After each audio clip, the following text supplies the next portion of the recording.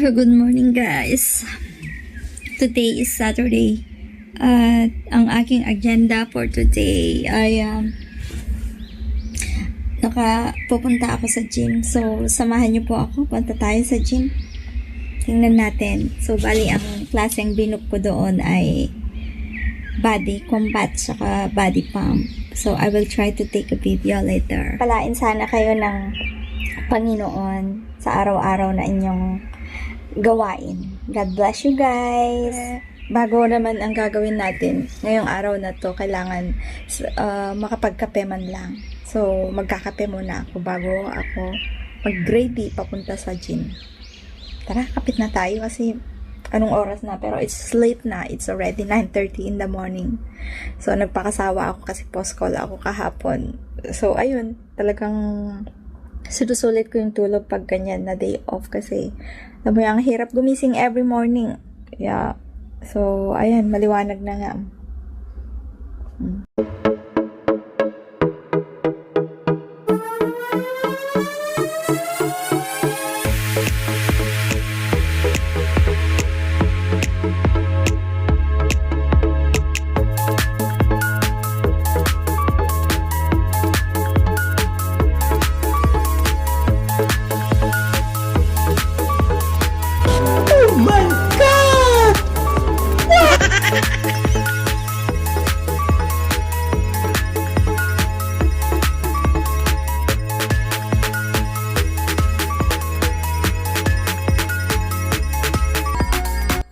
So, ayan nga guys, galing ako ng bahay and magta-travel ako going to gym for an hour. Malayo siya kasi dati may malapit sa amin.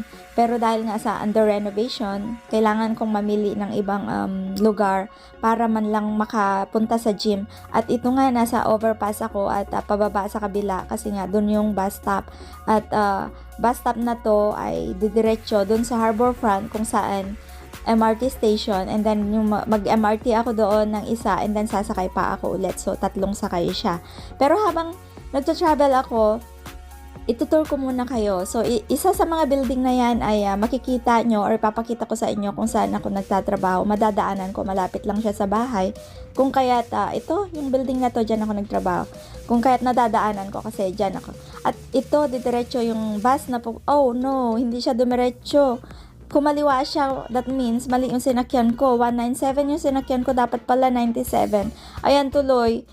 Bumaba ako, tapos pupunta ako sa kabila ulit mag-overpass kasi nga dun yung sakayan papunta doon sa Harbourfront. Kaya, ayun, naging 4 yung aking sasakyan instead na 3 lang dapat. Pero dahil nga sa minsan, sa ating kagalingan, ay, ayun, kailangan ko tuloy buti na lang may time pa ako. Marami pa akong chance kahit naligaw ako. So, tatawid ako ulit dyan para sumakay ng bus. Pero hindi ko sigurado kung anong bus talaga. So, tinanong ko yung bus na hindi dadaan. Kaya hinabol ko ito. At tumingin ako ng dito sa bus station.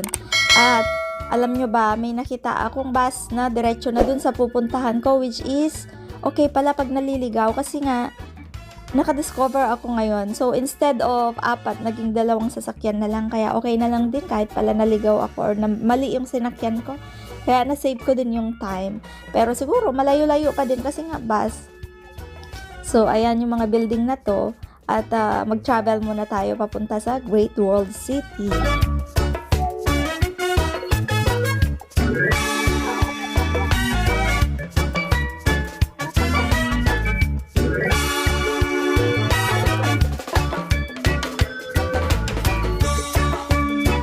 Ayun, yung building na yun, ayun yung Great World City. So, tatawid ako ulit. Napakadaming tawid ang nangyari sa akin ngayon.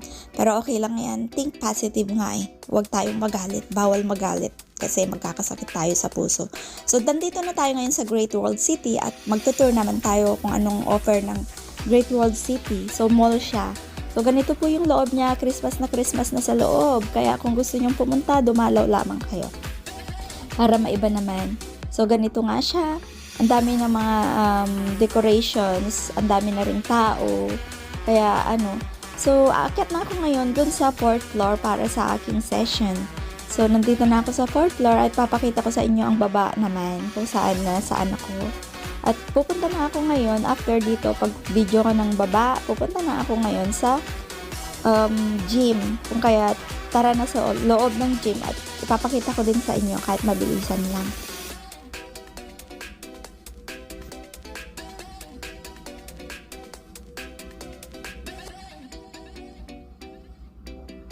So, nandyan ako sa female change room. At meron din akong kinuhang locker. Iniwan ko dyan yung gamit ko. So, pupunta na ako ngayon sa studio at nandito na yung mga ibang mag-gym din. Ang unang class is body combat.